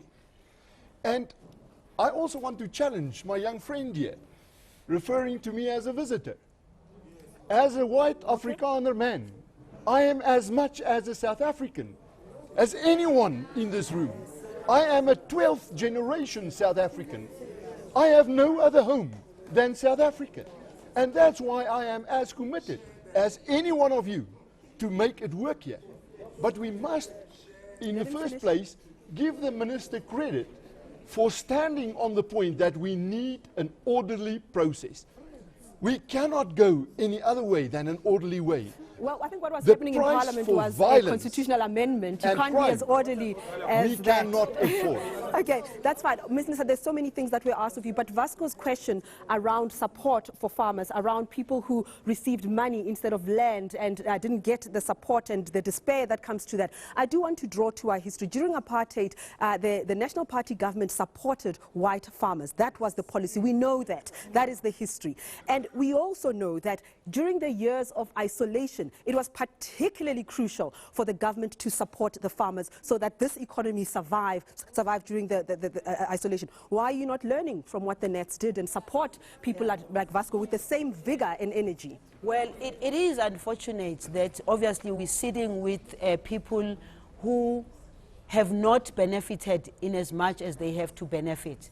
But it is also fortunate that there are other thousands of our own people who've really taken advantage of whatever government has assisted them with, from the land to implements of the land, including the ones where the money was paid to them for the land, even though my brother says, yeah, it's money that you can go and drink. Which is, but it is also very unfortunate because, quite frankly, even that kind of an attitude for us in South Africa, it is not correct.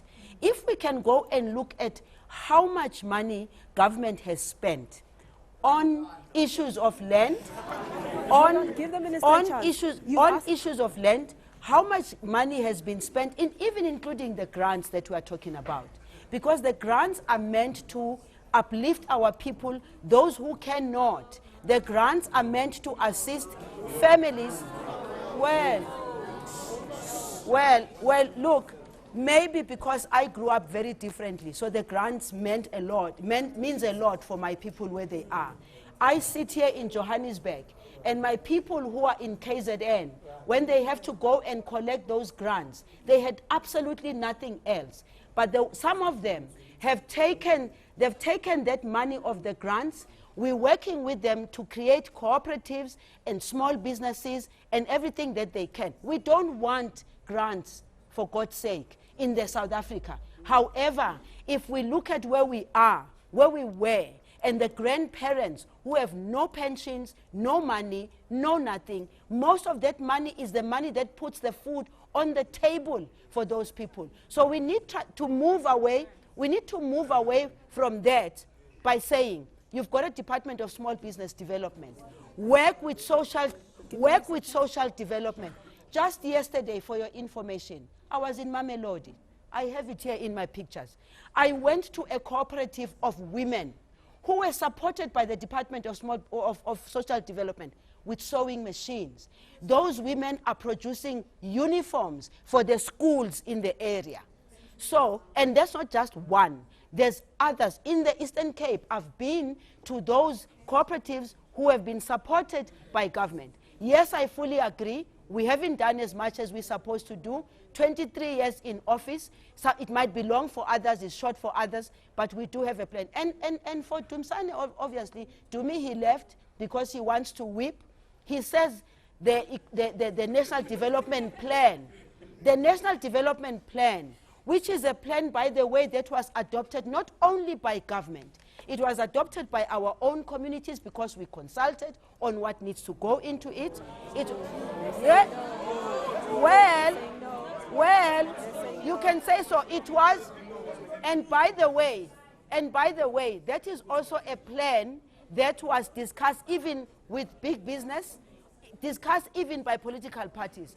There in Parliament, it was political parties who said, we agree with this plan. Your president never mentions it, though, in his speeches. That's true. No, What do you want to say, Ben? That's fair. What do you want to say, Ben? I don't think that's The fair. high There's level- two things we can do here. We can either bash Minister, each other, or I'm mentioning a fact. forward- Nobody's be bashing anybody. forward-looking as South Africa. Nobody's Minister, bashing. It's a it is fact. important to consult the people. Land reform policies are going very badly wrong. How do we know? The high-level panel of Parliament, chaired by the former President Motlanthe, went out to many provinces. They had many meetings where ordinary people came and presented their analysis. Those are now summed up in the final report, and it's a complete and damning indictment of all government policies with respect to land reform. If we listen to the people, we will get proper policy direction, and we haven't done this with land reform. That's why we have that report. We started. Please read. That's why we have that report. That's why we have that report. It is the very same government that said some of the legislation we have is not working very well. Let's put that panel together so that we can go back Is to it the being people. acted on? That was the question. It just came out. Okay. It just Ben, came you out. accept that, right? It just came out. We're And we are waiting going to to see. act on It's it. a festive season. Next year we'll We're start. going to act on it. All right, we've got a young person here. The minister has to go. We're going to hear from young people. I hear Minister Zulu talking about doing things right, whereas the government is doing everything wrong. Why is our community like this? Why is our economy like this today, whereas you are doing the right thing? We know that you can't help everyone, but then at least do something instead of coming here and telling us that you have done something. And like, I don't believe what you're saying.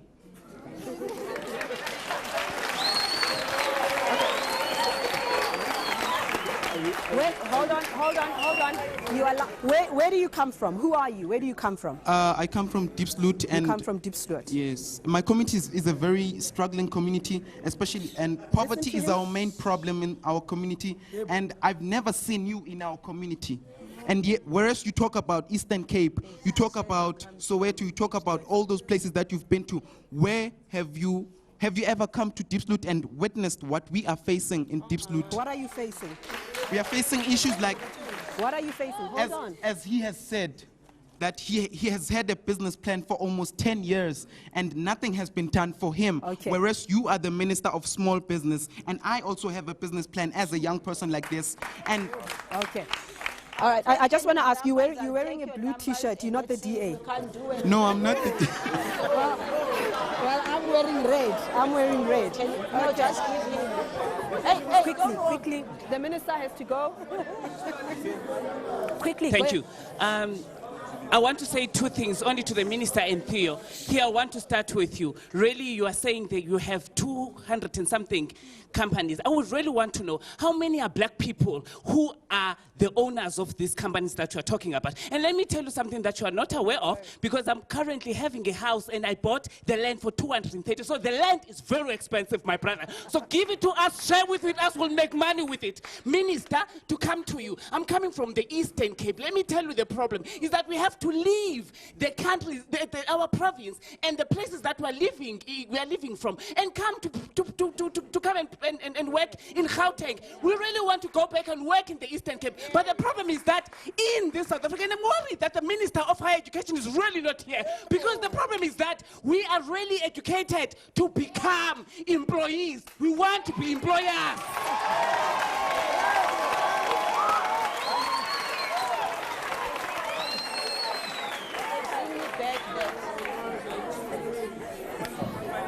Okay. So, Minister, I know you have to go. I know you have to go. And hold on, everyone. The Minister has to go. She said it before we started the program. No.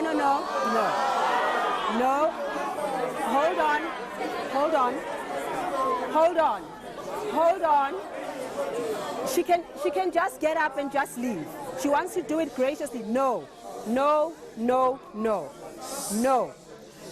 I understand you very seldom have access to someone in higher office, but she's sat here for an hour and a half, and she did say before we started the program that was our agreement, so she's given us an extra 30 minutes. But Minister, having said that, final word in addressing the anger that is coming out. Final word from you before you go. Hold on, Papa. Hold on. Minister, final word from you. I've just taken the numbers of. You can carry on speaking. We can hear you. I've taken the numbers of those that have said they need my assistance. Carry on, we can hear you. Because this is what I do.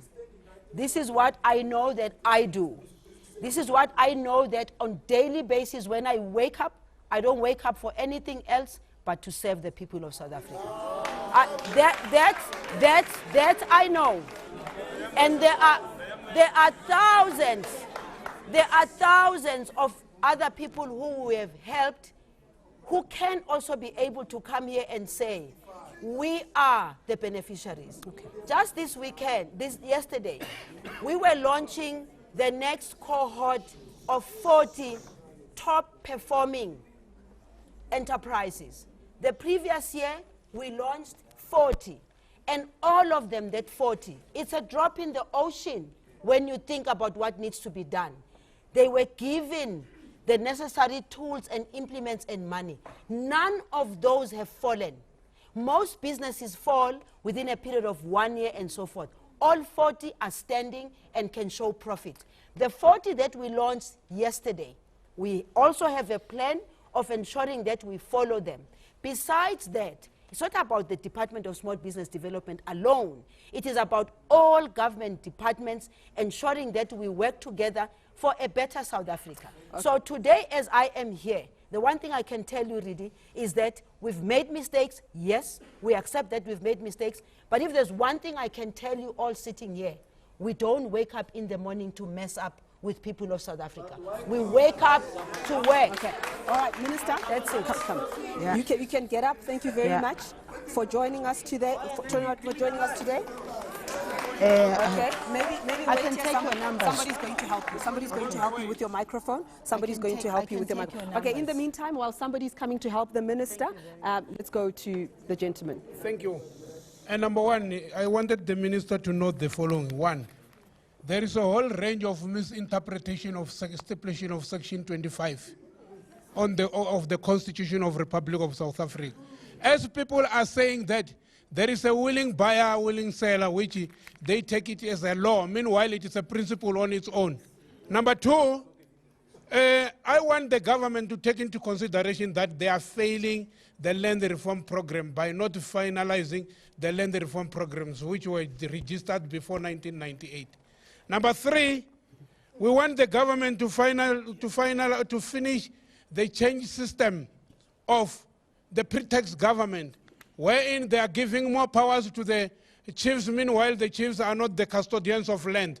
And then they are only the chiefs, meanwhile the landholders are the people themselves who are residing within those areas. Thank you. Thank you very much. Okay, I must just say at this point that we invited South Africans to tune in. They've sent us messages. They've participated in the program. Let's just hear some of the messages that were left for us by South Africans from all walks of life. Take a listen. Economic transformation can be possible if our government plays a leading role by assisting these poor people. This very same poor people is the very same poor people who was running this economy pre-1994. And I think this is the very same people who can assist in getting our economy where it should be.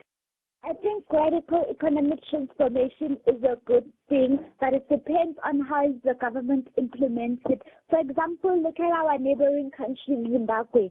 Radical economic transformation was implemented in Zimbabwe and it didn't do any good to the economy. Instead, greedy people took advantage of it. So in South Africa, it will really depend on our leaders, how they implement it and the plans they have and how good they will put that. Hello, this debate. Thank you for your time. All I hear that in this debate is why blaming each other. My opinion says, let's stop blaming each other. Let's stop pointing fingers to each other, and also help in helping our economical rate to change for the better.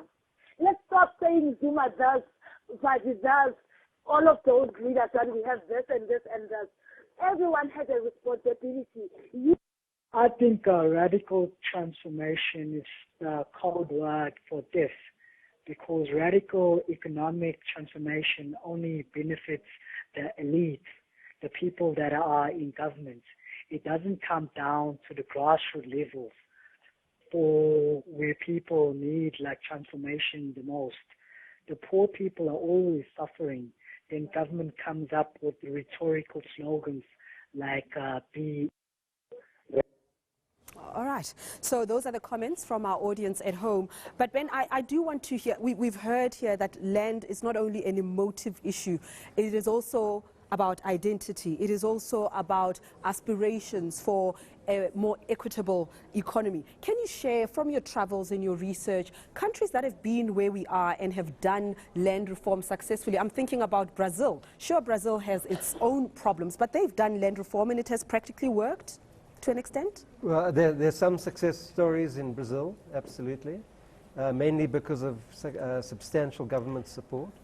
Of course, they have a very large, globally competitive agribusiness sector as well, and some critics say the government is actually more supportive of agribusiness than it is of people.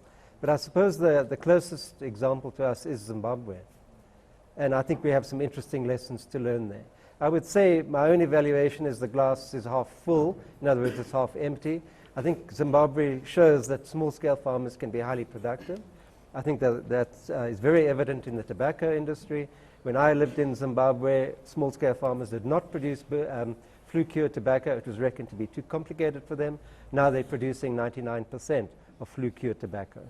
Of course, there are problems as well. Export crops have disappeared, and the country is desperate for foreign exchange, so it's also half empty. But I think right on our doorstep is an example of a case where the large-scale commercial sector held out against land reform for so many decades. They weren't prepared to come to the party, Theo. They were not prepared to donate land until it was too late. There's a real lesson for white farmers here. Come to the party with land as well as offers of assistance, and you can make a future as a South African. But another side of that story, our farmers in Zimbabwe, although their production levels is very close to where it was before 2000, are some of the most exploited human beings on the face of the earth. Because they do not own the land, because there is no access to financing, they are being financed by these big tobacco companies, cotton companies, all the closed value chains, the stuff you cannot sell from a street corner. And they are also, their produce are also bought by the same companies. So they keep their noses just above the water. And if they complain too much, they dip them under for a while. That is why you do not see thriving, profitable black farmers in Zimbabwe. No, you do see them. But you do see them. No, they are not in the tobacco industry, you definitely do. You do see them, you say? Absolutely. The evidence is there. Okay. Hard empirical evidence. Joan, you also... They're starting small and they're getting bigger. Okay, Joan. Right. They're not exploited. Okay, let's give Joan a chance. No, what Joan, I wanted to share is the big issue around farming, which was raised right at the beginning, was marketing. We've grown this. There's no transport. There's no markets. We're forced to sell to X. Well, we had a similar problem in the Eastern Cape, Kucha. And to assist the dairy farmers, they actually put in a mutual transport system, took all the milk to Kucha, and today the farmers' milk products are being made into cheese, etc., and exported. Now that's from a special economic zone to help farmers in Limpopo, Free State, and also in Mpumalanga and Northern Cape. How do we spread it all over the country so that it's well, not just in the Eastern it. Cape? We've got 17 SEZs, but What's more. an SEZ? That's a special economic zone, Okay, Rita, special SEZ. economic Okay. zone. But we also have industrial parks because we realize the special economic zones are actually for larger entities, whereas the industrial parks are for the smaller, the really small growers. And they create the market through insisting, through public procurement, which is a policy of government, that the government entities, whether it's schools, whether it's municipalities, hospitals, are forced through legislation to buy from these small entities. With respect to the young man here, the youth, and you are our future, I haven't forgotten that, where you said you've applied all over. Trade and industry would be one of the places. I don't know where your constituency is. Mine is the inner city of Johannesburg. And I can tell you, when people walk in there on Monday, they fill in a form. The very same day, come there any time, a letter is written by us to 7 departments to apply for assistance. How successful are you? What's your success rate? Because the well, letters in can a be year, written. now I agree with you. When the government doesn't respond immediately, I go to the commercial and private sector and say, right, do you want an economy that works? Then please look at this application. What is the success rate? I do in a month maybe 60 letters, 40 to 60. And yes, it isn't a high success rate, it's 57%. So Joan, I mean, you are one of the veterans of the ANC. Yes, she's one of the veterans of the ANC. I mean, do you have hope when you hear the young people? And I know the energy with which we've related this, that you push, you write to these people. But it shows that the system is not working if you have to go to such lengths to get these young people noticed. They should be able to be noticed at the first point of contact. I would agree with you there. And to that extent, we are now putting the equivalent of ATMs in various places where you can just key this in yourself. But of course, the young can do that. People of my age and perhaps just below may not be that au fait with these electronic systems, but they've got cell phones. But it is true that we need to make this more and more accessible. Are you hopeful? I am very hopeful. And that is why I want to even come back for another term. I'm 73 on the 30th of November, and I am strong. And I'm going to come. Temba, we haven't heard from you in a while, and Leon as well. Temba? Yeah, I must say that the main challenge that we have as a country is not so much that we do not have enough resources. Of course, there's no country that will ever say they have enough money. But I believe that if the money that is in the hands of government was used in the right way for the right things, many, many of our people have been lifted, out of poverty. And it is more for the executive because as parliament, with the separation of powers, yes, we can make recommendations, but the principle of statehood is that parliament cannot instruct cabinet what to do.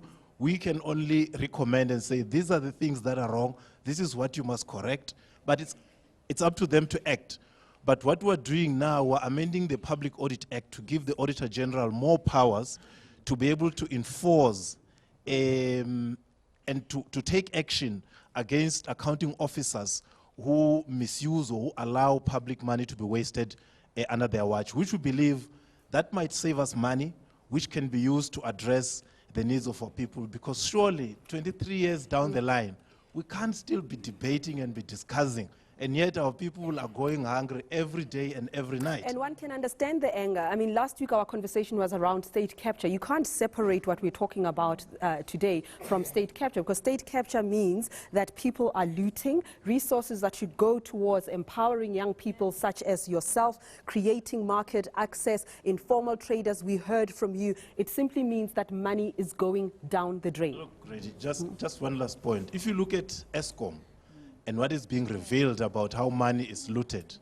and the fact that currently ESCOM can actually bring down this economy because it has state guarantees of about 300 billion rands. They have used about 250 billion. And because they got a qualified audit opinion, it is actually breaking one of the conditions for the loan. So if all those companies that they borrowed money from can say, you have breached your conditionality, we want our money back, this country does not have that amount of money. Leon, I mean, you spoke, and I agree with you. I've observed it where informal traders are being, our streets are being cleaned up of informal traders as if they are some sort of curse. But as a Free Market Foundation, I still want to go back to a theme that we explored earlier. The Competition Commission, every single week we hear that cartels are being investigated, collusion, price fixing, closing off the economy to some players. What are your thoughts on that? Because it seems as if the private sector can't be trusted to do the right thing. There's a kind of romance about the Competition Commission as if it does good things, and we've heard about the bread price here. How many people here realize that what the Competition Commission did was force them to raise the price of bread?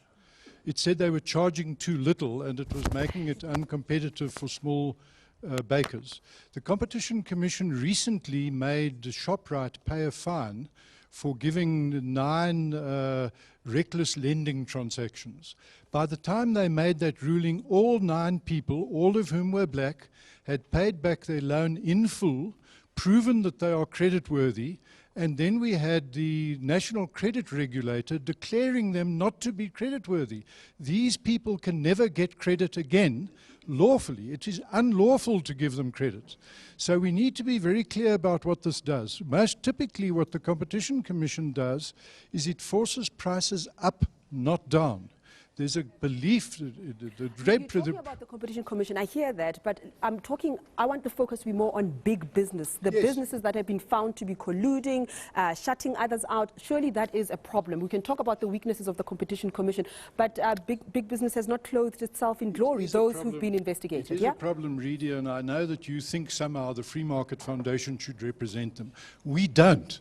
We represent informal traders, we represent poor peasant farmers, we represent people in shanty towns. This government is perpetuating the 1913 Land Act, Natives Land Act, by not giving black people ownership to their land. Right now, black people live in South Africa under house arrest. The government will give you an RDP house, and if you don't stay there, they don't find you there, they repossess it. In other words, the government tells you where to live for 8 years, the so-called preemptive clause. The old apartheid houses, prior to 1994, are still not owned by black people. Now, and what they should do is there's something like 10 million, nobody knows exactly, black people who have a piece of land. This government should say all of those people now own that land. Okay. That's it. It's still, it makes, you know, the ghost of Verwoerd. the ghost of Verwoerd walks around Luthuli House with a big smile on his face and says, if I knew the ANC would implement my land policy and not allow black people to own land, I would have given them power long ago. What a cynic you are. Some of our audience members think it is Theo who must be giving the land. No, nobody should be given land. The people who have the land right now, land, using your no, term. they should be given a piece of paper saying it's yours. They should be saying, this is the end of apartheid land where black people are not allowed to own land. We are still living under apartheid. Temba, what are you saying no to? No. You see, the point that is making is that Africans own land. All they need is just a piece of paper, then everything is fine. And that's wrong. Okay. We had something about the Zamazamas. Let's go. Yeah, I was getting worried that economy. Let's ask the question. Yes. Yeah. Ready? I was going to be asking the minister. She's left now. I'm sorry. But I will say it nevertheless that the economy is not only about agriculture. We have got small-scale miners in South Africa that are being criminalized by the state, against whom the laws of mining and so forth are being draconized.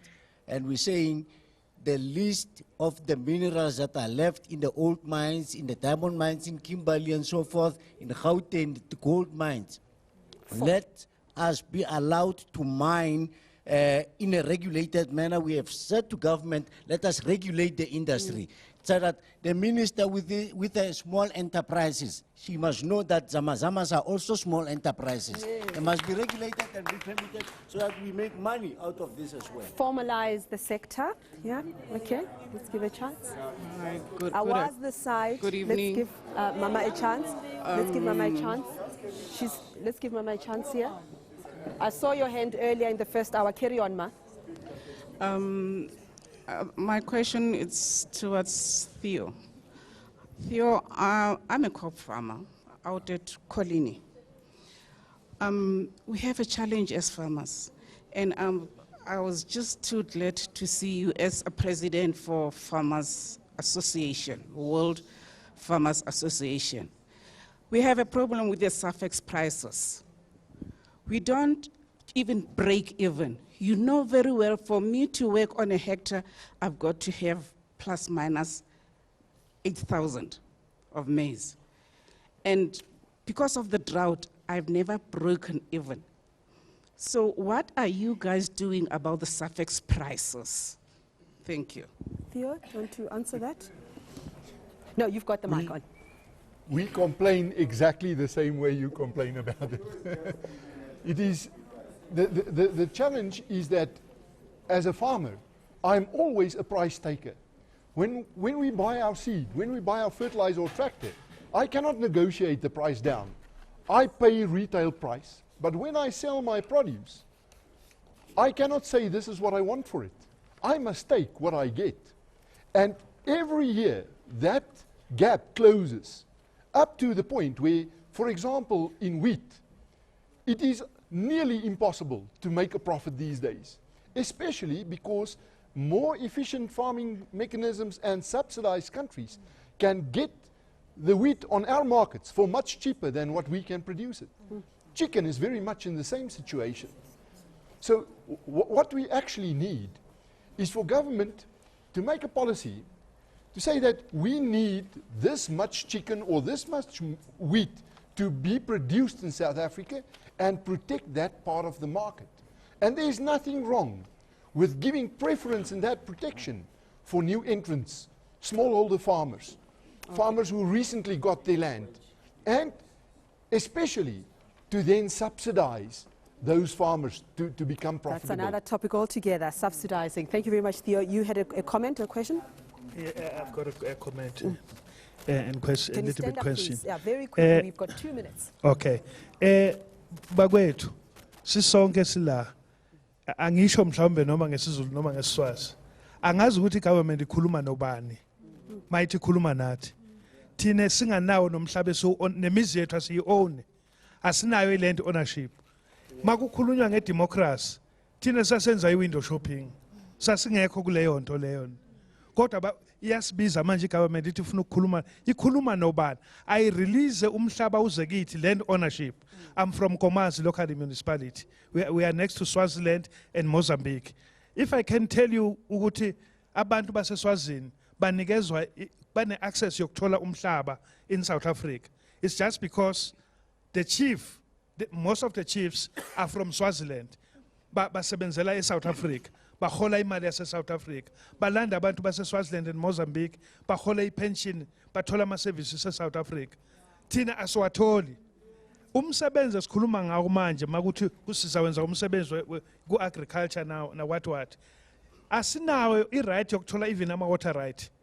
Uzawusebenza kanjani ngomhlaba ungana-water right, unganayo ne-land ownership. So asineliseki ngaloko.